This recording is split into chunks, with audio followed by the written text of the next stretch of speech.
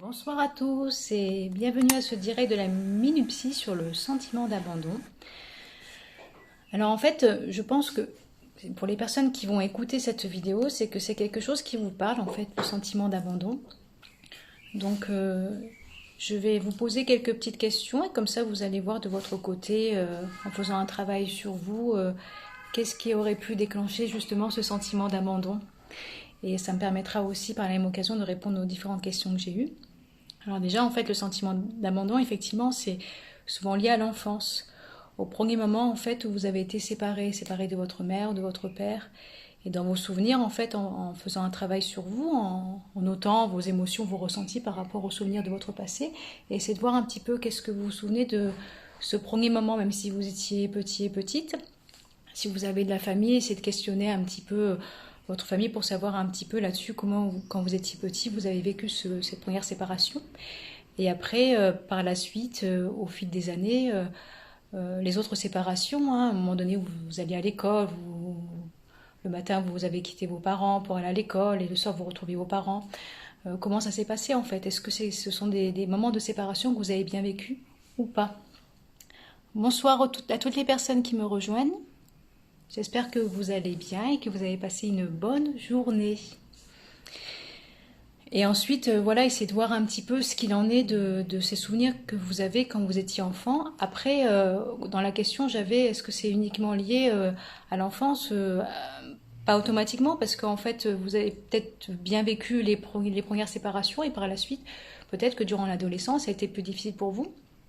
Donc à vous de voir de votre côté ce qu'il en est, justement. N'hésitez pas à laisser un petit commentaire, me faire un petit bonsoir, m'envoyer un petit smiley, que je me sente un petit peu moins seule. Alors, est-ce qu'il y a d'autres personnes dans ce direct? Ensuite, au niveau du sentiment, donc c'est un direct, la Minupsie, sur le sentiment d'abandon.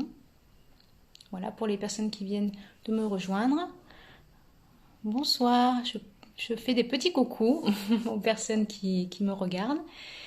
Donc en premier, je parlais justement de se questionner sur les liens avec ce que vous avez vécu et des souvenirs que vous avez de votre première séparation que vous avez eue avec vos parents. Et par la suite, durant l'adolescence aussi, les premières histoires d'amour, comment ça s'est passé, les premières ruptures amoureuses. Et après, au niveau des émotions, toujours en faisant ce travail sur vous de votre côté, hein, de voir un petit peu... est-ce que par exemple, quand vous étiez enfant, il y a des émotions, il y a des familles où c'est un peu difficile d'exprimer ses émotions. Il y a d'autres familles où tout le monde peut exprimer facilement ses émotions agréables comme ses émotions désagréables. Et vous, de votre côté, est-ce que par exemple, vous avez pu exprimer vos émotions, vos angoisses à vos parents ou à d'autres membres de la famille, même si c'est par la suite? Et le travail sur soi est utile en soi parce que ça permet peut-être de mettre des mots sur vos émotions désagréables du passé pour pouvoir justement tourner la page et avancer et puis vivre des relations amicales et amoureuses plus sereines sans avoir ce sentiment d'abandon qui est omniprésent. Alors je regarde mes notes et après, en fait j'ai fait le lien entre le sentiment d'abandon et la dépendance affective. Parce que la plupart des personnes qui sont dans cette dépendance affective ressentent ce sentiment d'abandon. Ce qu'il y a, c'est que comme elles ressentent ce sentiment-là, ce qu'elles vont faire, elles vont essayer de donner un maximum à l'autre. Par peur d'être abandonnées, elles vont donner un maximum. Donc en fait, ce qu'il y a, c'est que si la personne... En fait, la prise de conscience, c'est vous dire qu'en amour comme en amitié, si à un moment donné, la personne, elle décide de malheureusement se séparer de vous, même si vous donnez un maximum de vous-même... si vous essayez de la satisfaire un maximum, si la personne a décidé de vous quitter, elle vous quittera quand même. Essayez de voir là-dessus justement de travailler pour acquérir, c'est ce que j'avais noté aussi, un peu plus d'autonomie affective, de faire un travail sur vous, sur votre estime de vous. L'estime de soi, c'est la valeur qu'on a soi-même, soit on a une valeur positive ou soit on a plutôt une valeur négative. Et plus on gagne en estime de soi, plus on a confiance en soi. Dans la confiance en soi, il y a l'amour de soi, l'amour inconditionnel, c'est-à-dire aimer son identité à travers toutes ces facettes identitaires. Et dans la confiance en soi, il y a aussi l'image de soi. Aimer son image quand on se regarde dans la glace, la couleur de ses cheveux, ses yeux, les traits de son visage, son corps. Et plus du coup on a confiance en soi, plus on s'affirme facilement. Donc ça, c'est important de gagner en estime de soi. Et plus vous gagnez en estime de vous-même, plus vous gagnez en autonomie. Et plus vous gagnez en autonomie, plus le sentiment d'abandon va va partir petit à petit. Parce qu'en fait, dans les relations que vous avez au jour d'aujourd'hui, à l'âge adulte, en amitié comme en amour, le don de soi doit être parce que vous avez envie de donner, d'être généreux, d'être généreuse, de faire plaisir, et non pas parce qu'il y a cette peur qui est là d'être abandonné par l'autre. Il faut que vous le fassiez de manière naturelle parce que vous avez envie de le faire tout simplement. Voilà. Après, c'est important aussi de vous faire plaisir à vous, petit à petit, parce que les personnes qui sont dans cette dépendance affective et qui ressentent souvent ce sentiment d'abandon, elles ont tellement peur d'être quittées que finalement elles s'occupent pas d'elles, elles prennent pas soin d'elles, parce qu'elles pensent, si je prends soin de moi, si je m'occupe de moi, si je fais des activités qui vont me faire du bien, la personne va s'éloigner de moi, elle va me quitter. C'est vraiment un cercle vicieux, si vous voulez, au niveau du cheminement de pensée qui a travaillé petit à petit.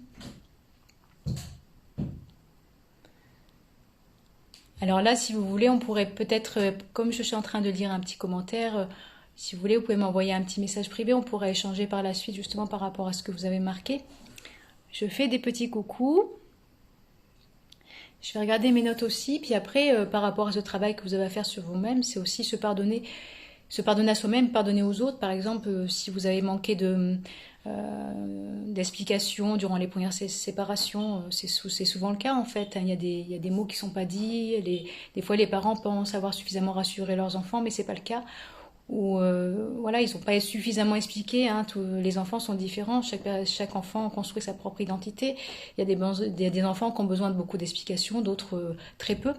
Donc peut-être que vous avez manqué d'explications, et puis à partir du moment où vous avez essayé justement de faire ce travail sur vous-même, passer par le pardon, et si vous avez pu exprimer ce que vous ressentiez à la personne concernée, passer par le pardon, ça vous permet de tourner la page à ce passé et puis être dans le présent. Essayer de construire des relations différentes avec cette autonomie affective et plus de sentir la peur de se sentir abandonné, d'être abandonné un jour par la personne que vous aimez, que ce soit en amour, en amitié. Donc ça, c'est important de faire ce travail-là justement pour plus ressentir ce sentiment. Il ne faut pas qu'il soit omniprésent au quotidien dans vos relations. Et après, je regardais mes notes aussi, regagner en autonomie, ça c'est ce que je vous avais dit. Est-ce que vous avez... je pense avoir répondu aux questions qu'on m'avait demandé par rapport aux éléments que j'ai abordés aujourd'hui.